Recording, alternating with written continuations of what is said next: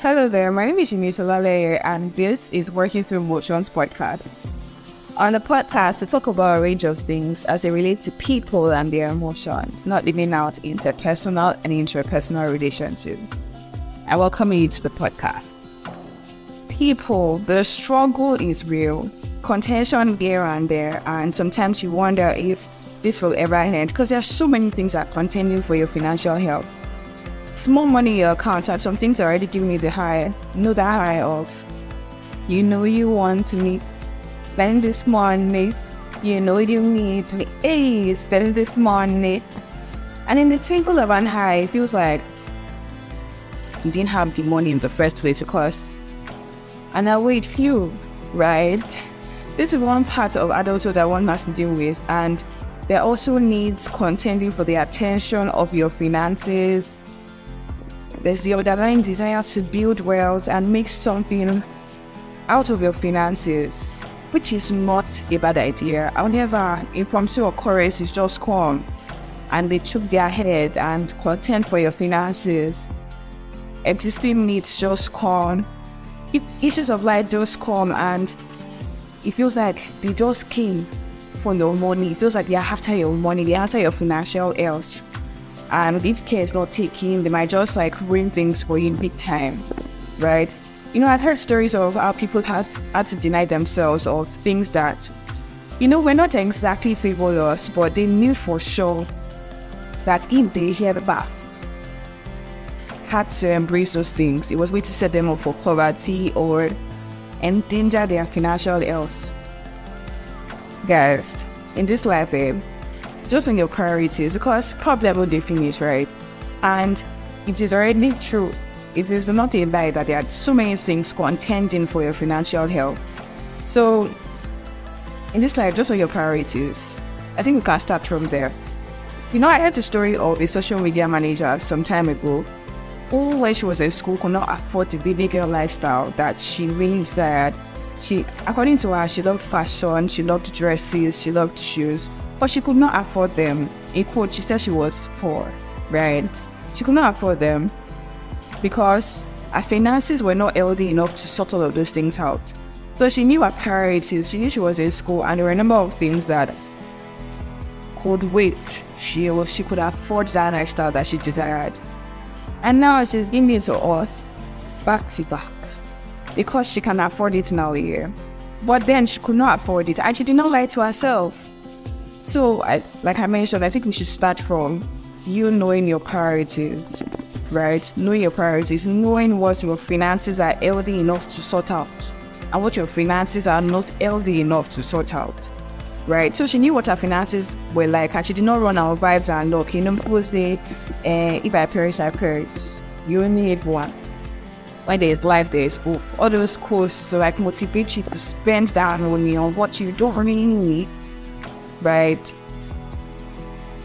But guys, I've said that it's important for you to know your priorities. However, it's easier said than done. But it's possible. It is really possible to keep your financial health in check, even though there are different things left to right, center, and all over the place trying to contend for your finances, trying to contend for your money. Right? So if you want to keep your financial health in a safe place, in quote, you should settle this in your mind. You need to settle this in your mind if you care enough about your financial health. And by settling it to your mind, it means you're not being nonchalant. You're truly involved in the process of trying to make your finances work. Because it will not happen without your permission, right? It will not happen by just words of mouth. It needs actions. The words of your mouth need to be backed up by action here. So don't be nonchalant. You need to identify things that should get the attention of your money, especially when you're not there yet. If you're not there yet financially, you need to identify the things that should get the attention of your money. Also, you need to know the state that you are. In other words, be true to yourself, right? So, to keep your finances healthy, you need to put this in place. Also, it does not just end at putting things in place and knowing where you are financially. It also takes discipline. Yes, I went there. We've heard the word discipline so much that it almost seems cliche because everybody is using the word. However, somebody once said that because something is cliche doesn't mean it's not true. It doesn't mean it's not workable. It doesn't mean it is not real. It's not authentic, yeah? So it takes discipline and, the ability to take your eyes and mind off things that would distract you and, your glory money days ahead. Let me say that again. And your glorious money days ahead, because there's nobody that doesn't want to have money, yeah? There's nobody that doesn't want to be stable financially. There's nobody that doesn't want to have a healthy financial life. However, it takes discipline and the ability to take your eyes off things that are frivolous, things that you do not need and you can do away with, yeah? And also, you need to position yourself around systems that will hold you accountable. Remember, we said that it's not only by word of mouth. You need to back it up with action, right? So you need to position yourself around systems that can hold you accountable. Around people, you can engage apps that can measure what and how you spend. You can report to somebody part-time on how you spend your money, how you intend to spend your money in future, and basically your money goals, yeah? Just position yourself around systems that can hold you accountable. Also put your quote according to your side. Is this idiom correct? Or is it a proverb? Anyways, one. But you need to know yourself. You can't be that kind of person that earns 5,000 per month. Then you're subscribing to a monthly plan on a particular app that requires you to pay 100,000 naira to keep yourself accountable. It doesn't make sense. So you need to know where you stand and work with systems that align with where you are at the moment. So if you don't have money, you can use people as your accountability partners, and you can use apps that don't necessarily need you to subscribe beyond what you are earning here. So just position yourself around systems that can hold you accountable. Also, this one I'm going to talk about is really crucial here.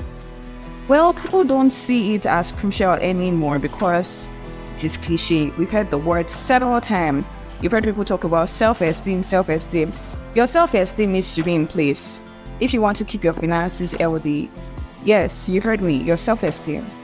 It is you having an unhealthy self-esteem that will make you want to spend to measure up to what you are not. Makes you want to form and, be like that person that you're envying or that person that you admire so much. I want to shake a table.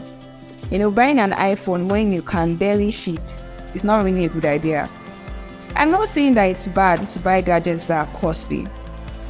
But if you are buying this to gain acceptance and popularity, it's going to take you nowhere. Yeah? If you're buying this to measure up to someone's standards, it's going to take you nowhere. Because you're probably not in any way close to where that person is financially, and you're just shooting yourself in the leg by trying to be like them. And guess what? It's not as if you bought the iPhone to be creating value or make money or do something really valuable. You just bought it so that you can feel among. Then behind the scenes, you're suffering in silence, you can barely see it, you can barely take care of yourself. Money that's supposed to use to take care of yourself or do something profitable, you use it to buy a tool of impression. But allow me to use that word. So using iPhone is just like one of the several examples, one of the many examples that we have. It could be food. You cannot afford to be buying food every day of your life. Yet you do it just to feel among. Or you just do it for whatever reason is best known to you. And you know that, the way you can keep your finances sane is to be cooking part-time. Even if it's not every day in the week, at least 3 times a week. But no, you just choose to buy food, buy food. And also clothes, shoes that you don't need. You just buy them. Clothes that you can't do without, yeah. In all, just have a healthy self-esteem. Have a healthy self-esteem and remind yourself that, because I'm not there yet, it doesn't mean I won't be there. Someone said something profound one day at a conference. The person was like, I'm not where I used to be. And that's alright. However, I also know that I am not where I want to be. But I'm thankful that I'm not where I used to be. And it shows that there is hope for me to get to where I really want to be, where I'm envisioning myself. Yeah? So this is not the end of the road. So don't try to impress people. Don't try to be nonchalant about your financial health, because it matters. And your financial health will not be stable without your permission. It's not just be stable because you thought it should be. Or let me put that in a better way. It's not be stable because you think it should be, or you thought it in your mind, or you just said it with your mouth. You know, people say that your confession is your possession, rather. Your confession is your possession. Confess it and possess it. You need to confess and back it up with good plans. Back it up with action. Because financial health will not be healthy if you do not put the work into it, right? So from today, put your hand on your chest and say, from today, my finances, I'm going to take them seriously. I will not be nonchalant. And I will identify the things that should take the attention of my money. And I will not lie to myself. Thank you very much. I guess we're done with this talk on financial health. You can let me know what you think. What do you think about this topic, financial health? And do you also agree with me that there are things that truly contend for your money? Feels like when you have no money like this, needs are arising, needs that were not there before, that you thought, okay, this need is not there at the moment, so I can always focus on better things. And all of a sudden, the need shows up. It's like, yo, I was here, you didn't see me. Right? So, when you do, just remember that your financial health is just as important as your physical health. Thank you so much for listening. You can share this podcast, you can like the podcast, you can follow us, and yes, listen again. All right, bye.